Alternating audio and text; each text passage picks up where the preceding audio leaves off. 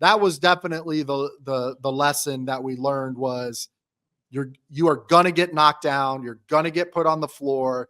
Everybody does it. Mike Tyson got knocked out. All of the best fighters get knocked down. But what are you going to do on the other side of it is what's important. So.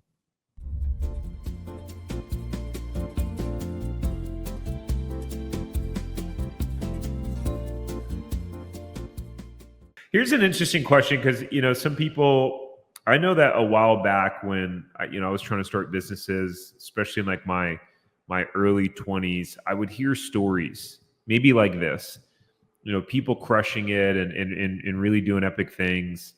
And I think, man, everything just works out for them. And they just like the ball always falls their way and the journey's got to be perfect. What was one of your biggest disappointments or failures that you've experienced along the path in your entrepreneurial journey? Walk me through when it was happening, what you were thinking, what you were feeling then, and then how did you wind up like overcoming it? Yeah, great question.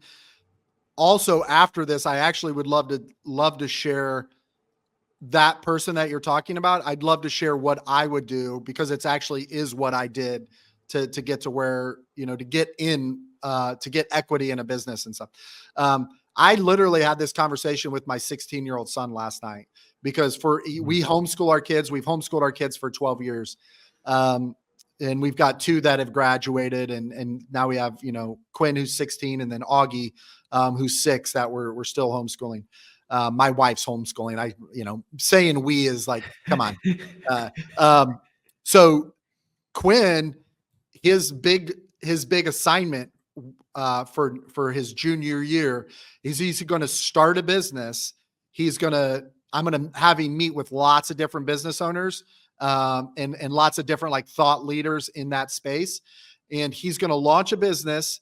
The business has to make $5,000 by the end of the school year. So don't come to me with like, I'm going to sell t-shirts online. It's like, yeah, but you ain't going to make no money, bro. So we're not doing that. This has to be a business that's going to make money, right?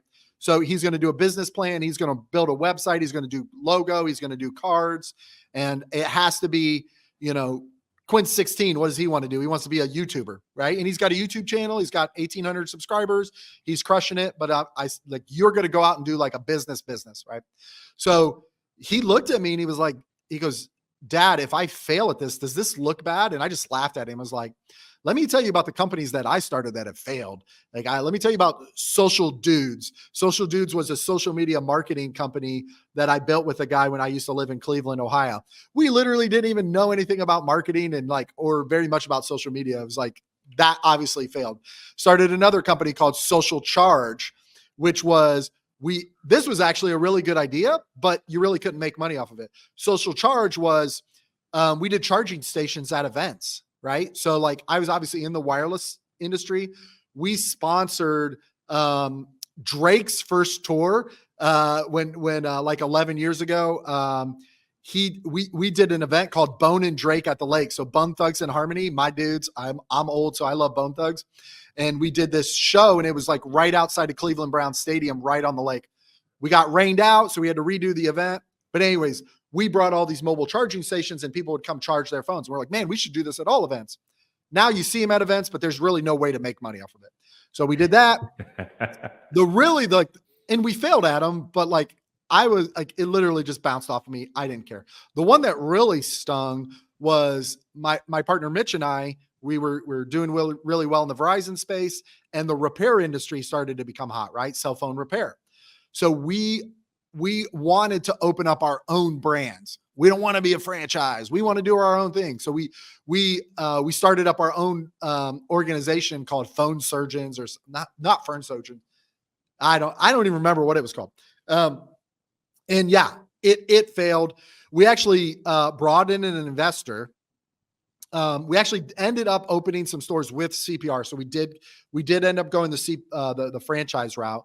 We opened up some stores with CPR. We brought an investor. We brought in an operator that he just wasn't ready. He wasn't ready to own and operate stores, and we didn't support him properly. So who's that on? That's on us, right?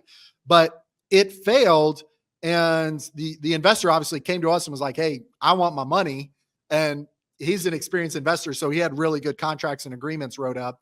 Mitch and I didn't get a lawyer to look at the agreement before we signed the agreement. So we got the literal punch knockdown. We lost $300,000 in that deal.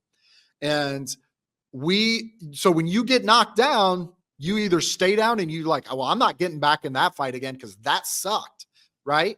Or you get up and you get back in the fight. And that's what we did. We got back up and we got in the fight. We learned from getting our ass kicked, right? Like, you got to block that punch. You know what I mean? Like, wax on. So we were better prepared in business going forward, right? If we're doing a big agreement, man, we're going to have a lawyer. We're going to pay a lawyer to look at it, right? We hate spending money on lawyers, but man, you get a good one and they do their job. So that was definitely the lesson that we learned was you are going to get knocked down. You're going to get put on the floor.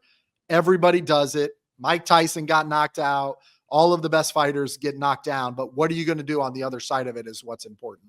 So if you enjoyed this short clip from the podcast, you can check out another short clip right here. Or if you want to watch the full episode of this podcast, you can watch that here.